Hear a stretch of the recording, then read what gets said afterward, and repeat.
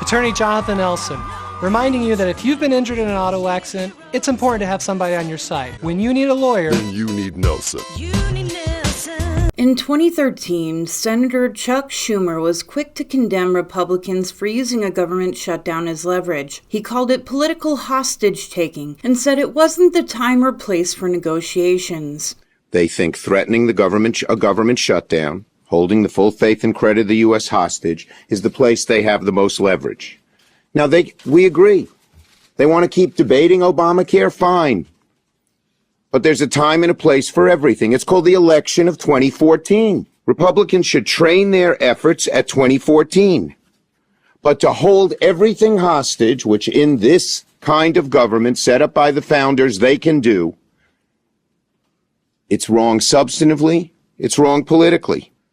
Many of the public's against Obamacare. That was then. Fast forward to 2025. And the government is once again shut down. But this time, it's Democrats being accused of the very same tactic. Republicans say Schumer is blocking a clean, continuing resolution, a simple funding bill to reopen the government, while insisting on adding policy provisions tied to health care subsidies and insurance credits. I just want to say to any Democrat in the United States Senate, we are happy to talk about any policy issue. We're happy to talk about health care policy. We're happy to talk about tax policy. We're happy to talk about regulatory policy, but not at the point of a gun.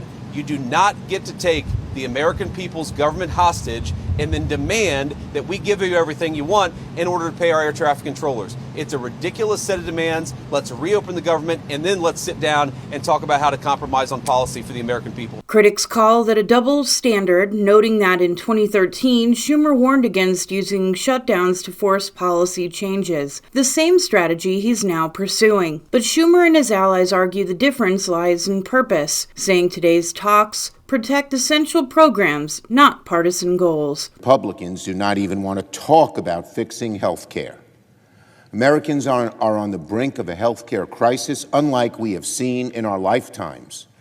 Never before have we been in a situation where more than 20 million Americans can see their insurance premiums more than double. I mean, shutdowns are terrible. And of course, there will be families that are going to suffer. We take that responsibility very seriously, but it is one of the few leveraged times we have. Why won't you take the deal? The bottom line is that's no deal. That's a partisan plan that leaves the American people high and dry. And they've asked us for 45 days and 45 days and 45 days. When they say another 45 days, later to them means never.